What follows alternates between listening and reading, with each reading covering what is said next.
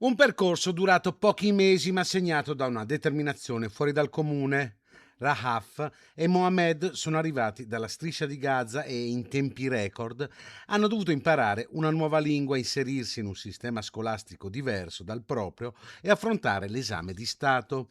Un percorso che si è concluso pochi giorni fa con il diploma al liceo scientifico dell'Istituto Barbarigo di Padova.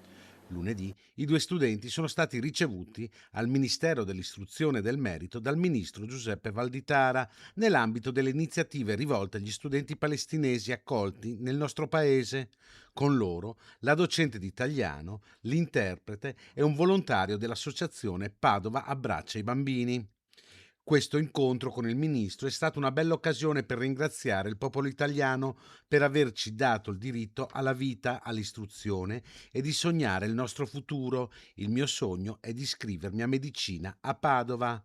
Così ha detto Madi Rahafi Nidal, una dei due studenti di Gaza accolti in città. Guardando avanti, i due neodiplomati hanno già le idee chiare sul proprio futuro. Raaf punta appunto ad un percorso di studi in ambito medico, mentre Mohamed è orientato all'ingegneria informatica.